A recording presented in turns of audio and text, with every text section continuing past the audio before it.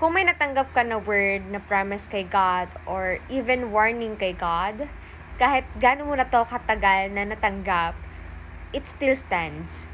Ibig sabihin, kahit gaano mo na yan katagal na-receive o pinangahawakan, mangyayari at mangyayari yan. Kung warning yung na-receive mo kay God at hindi ka pa rin sumunod, mangyayari sa yung warning na yun. Pero kung sumunod ka sa Kanya, ika-cancel ni God yung warning na. Pero pag promise yung na-receive mo kay God, kahit matagal na yan, kahit ilang taon mo nang na-receive yan, mangyayari at mangyayari yan.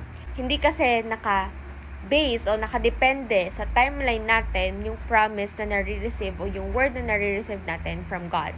Hindi sa timeline natin, pero sa timeline niya.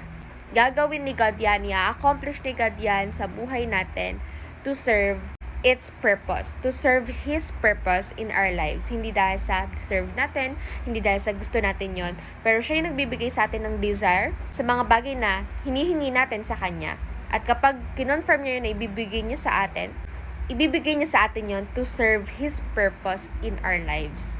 As reference, sabi sa Matthew 24 verse 35, Heaven and earth will disappear, but my words will never disappear.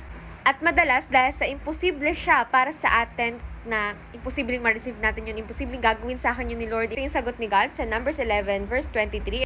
Then the Lord said to Moses, Has my arm lost its power? Now you will see whether or not my word comes true. Ito yung kwento na nag-grant si Moses sa kanya kasi parang imposible na mapakain ni Lord lahat sila ng meat.